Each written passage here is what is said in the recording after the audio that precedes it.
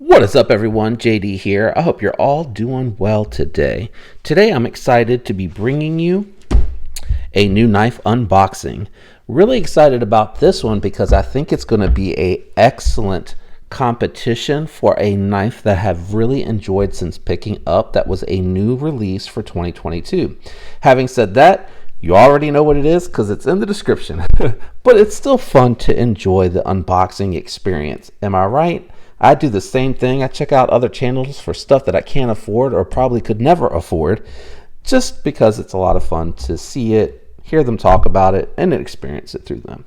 Today's unboxing knife is going to be the Deadpool edition Kizer Feist. Really like this little one. It's quite comfortable, very neutral ergonomics, still gives you that, we'll call it four-finger grip, gets you right up on that blade path, good sharpening choil. Love a reverse tanto.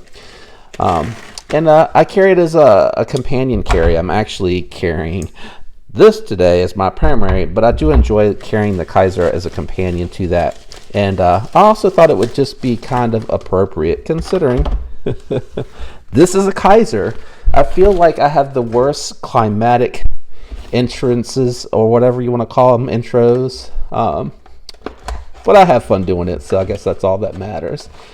Just in case you're wondering, this is exclusive as of the filming of this video to Mojave Outdoors. This is the only place that you can get them.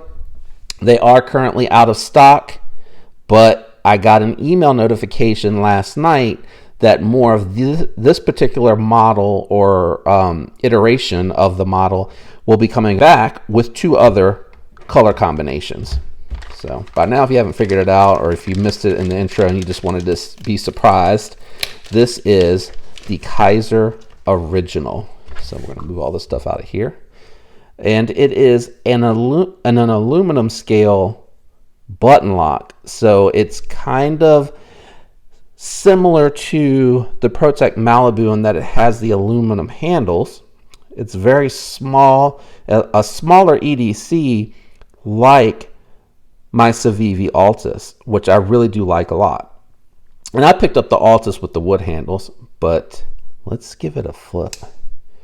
Okay, so the first thing I'm going to say that I noticed right away, and I'm going to pull up a chair to have a conversation about this particular piece. You hear all that noise. First thing that I noticed after that flick is that it needs a break-in. You can tell that everything is coated. It wants to focus on this.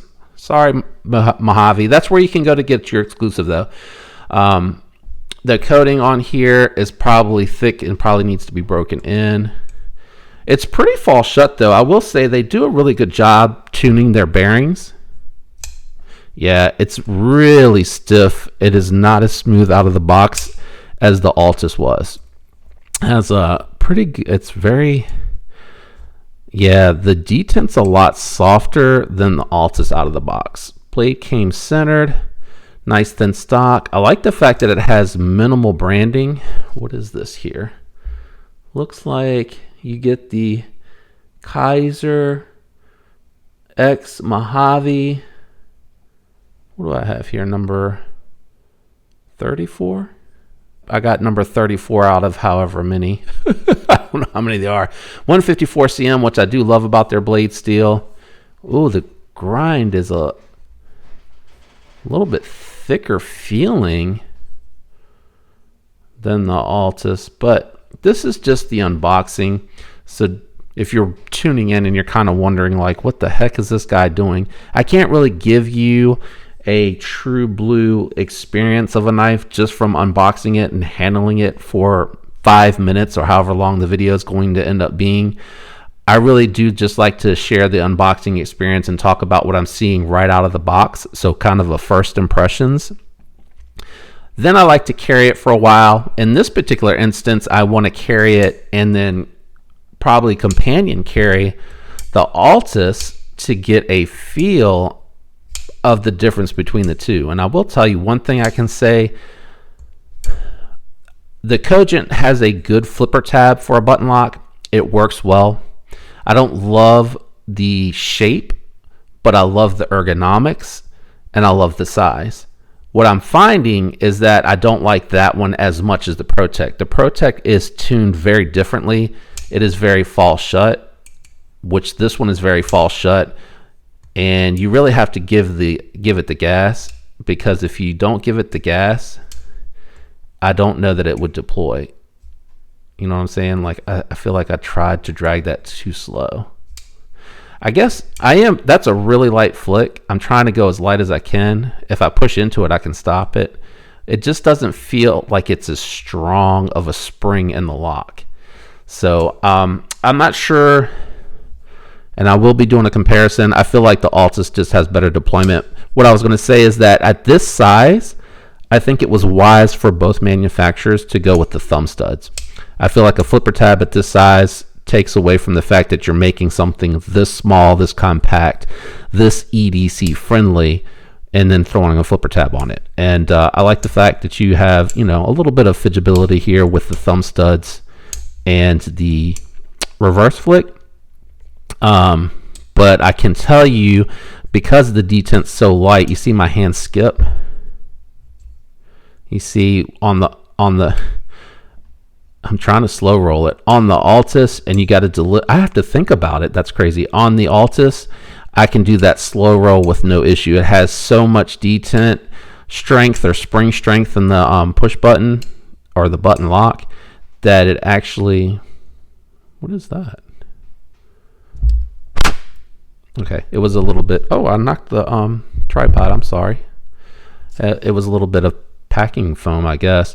But what I was saying is that the spring feels tighter on the Altus, but I do like the fact that they actually recess that button down into the scale so that you're not hitting it on accident.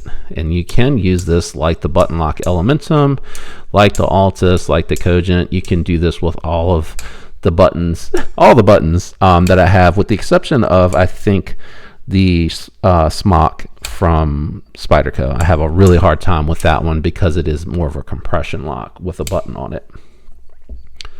Should be really interesting. Feels a little slick. I'm trying to cover everything that I can for those out there that don't ever make it past the initial impressions video. Don't come back to watch the actual full review. Ergonomics are a little weird. Actually, it might not be too bad. I feel a little nervous because I'm thinking that middle finger grip that some knives offer, where you can choke up and get your finger up here, but it does put my finger a little close. And the reason I say that I'm worried is because I feel that I'm hitting that button when I try to do that. I think that's probably why they put it back so far, but putting it back here, I can say I get a little bit more grip or room for grip with the Altus. I'm definitely going to be doing a comparison of the two. So I'll carry this for a little while. I'll probably carry it over the weekend. It is Friday. And then what I'll do is carry the Altus with it. That way I can have both hand in hand, and then I'll go for this one first for anything that I use for cutting task. And I'll make sure that I go back and forth between the two to fidget. I think one thing that I'm going to say right out the gate too, just fidgeting it real rapidly, is the fact that I think I like the thumb studs on this one a little bit better. The thumb studs on the Altus are a little bit pointy, and if you hit it right on top and flip it versus coming underneath of it, you feel that pokiness. So like that. Stay tuned. If you enjoyed the unboxing, do me a favor, leave a like. And if you're interested in a real review after the knife has been handled for a while and I've had a chance to see how it does as far as deployment, if there's any lock rock or any blade lash that develops, because there's none currently, that'll be in the full review. And not just the review coming up, but I will also make sure that I have a versus video, because I really think this and the Altus are competing for the same space. So I want to see, how they stack up against one another in a showdown. If you did, again, enjoy the video, do me a favor, leave a like. It does help me with the YouTube algorithm. If you enjoy the content, think about subscribing. I'd love to have you follow along. Turn on those notification bells so that you're setting to get all notifications, and you can decide which ones you want to ignore or which ones you want to tune in for. I appreciate all the support from everyone out there. It really means a lot to me. You are all so awesome for supporting me in the channel and its growth and interacting with me in the comments. I just really am grateful. I hope all of you have a fantastic week. And until next time, peace.